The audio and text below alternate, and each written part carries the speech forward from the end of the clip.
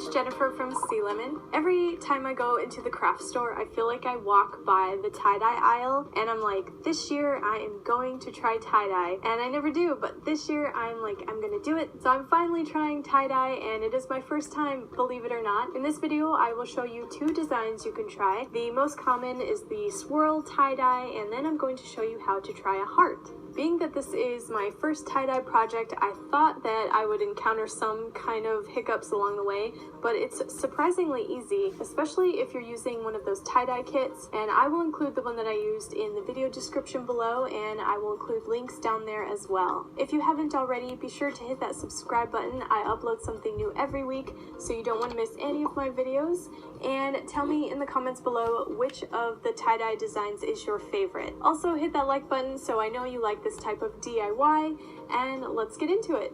Here is the tie-dye kit that I'll be using, and this isn't sponsored, but I just really like how easy this is to use. It includes 3 colors of dye, 2 sets of gloves, and a bunch of rubber bands.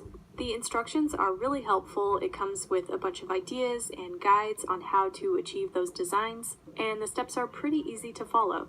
First, I'm going to prepare my workspace with a sheet of plastic so the dye doesn't get everywhere and stain everything. The instructions also say to put down a layer of paper towel, but I figured this would be enough. If you're using new fabric, you want to pre-wash it, and I'm going to use the wet technique, so I just left them damp straight out of the wash. First one I'm going to try is the swirl design. This is usually done in the middle of the shirt, but honestly you can pick any location you want. Start by pinching an area and hold it while you swirl the shirt around the pinched area.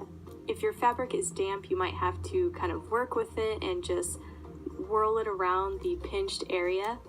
Move the ends around so you get a circular swirl, and it doesn't have to be perfect. Then to hold that shape, you're going to wrap the rubber bands around the fabric. The placement is really up to you. I'm going to do 1 straight across, and then 1 diagonal to the right and a diagonal to the left. I wrapped my shirt so I have 6 even sections made by the bands. And if you find yours doesn't look like a perfect circle, that's totally okay. Mine doesn't look exactly like the picture, and it turned out fine. Now for the heart shape, I have my second t-shirt here, and I'm going to fold that in half. So you have the folded edge running along the center of the t-shirt. I wanted to keep these shirts damp before dyeing them, and I live in a really dry climate, so things dry really fast here, so I just used a spray bottle to dampen them again. Now to draw the heart, you want to use a washable marker so that you won't be able to see it when you wash the fabric. You're going to draw a half heart along the folded edge, and you can make this any size you want. Now starting at one end, you want to gather the fabric together. And while you're pinching and holding it together, you want to do it in a straight line. This may seem weird around the curved part of the heart, but you just want to keep working with it and moving the shirt so that the line you made is straight. And then you can wrap a rubber band around that straight line. Then I'm going to add another band next to that one, and this section will be for another color, which will make kind of an outline around the heart. And I wrapped around more rubber bands around those sections just to tighten those areas, and these areas will be the white in the tie-dye. Next, I'm going to mix the dye by adding water to each of the colors. Probably doesn't hurt to wear gloves on this part because some of the dye does get on the outside of the bottle, which can get on your hands. I filled them to the line and then put the caps back on. Alright, now I have the gloves on. I'm going to shake each of the bottles until the color is completely dissolved. First up is the swirl, and I'm going to apply color to each of the sections.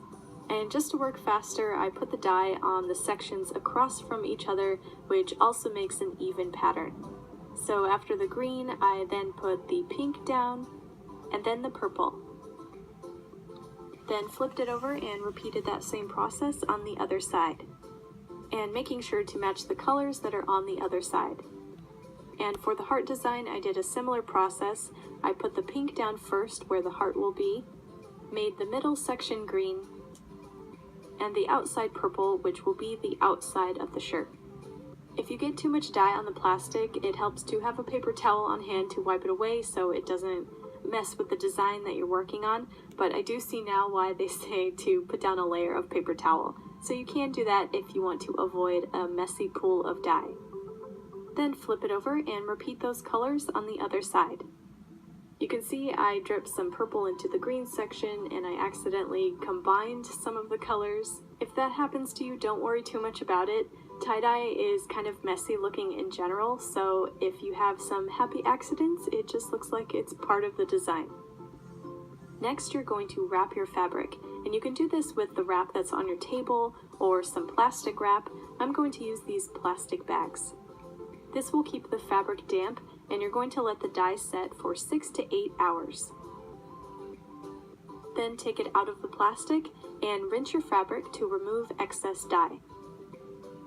And you'll want to put the gloves back on for this part so you don't stain your hands.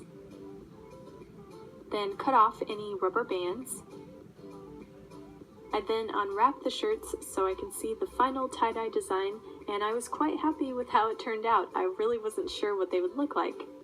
But before I can wear them, I gave them one more wash in the machine, following the instructions that came with the kit.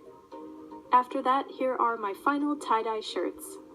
I really like how this swirl turned out, and if you want to, you could dye more projects than I did here, because the kit actually says it can dye up to 9 projects. So these are just a couple, and now I'm thinking, like, how many other things can I tie-dye? I love how the heart turned out. You could also try this design on a tote bag, or try just any of the designs on any fabric you want to. I hope you try this out and have fun with your own tie-dye design, and if you do, I would love to see your project pictures, so share those with me on my social links and add a hashtag SeaLemon. If there's a project that you want to see on this channel, be sure to leave it in a comment below. I love reading your requests, and if you haven't already, be sure to hit that subscribe button. And if you want to learn how to draw tie-dye, I have another tutorial for that. I will put that over here along with another DIY you can try. All of these links will be down below, and I will see you guys next week with a new video. Bye!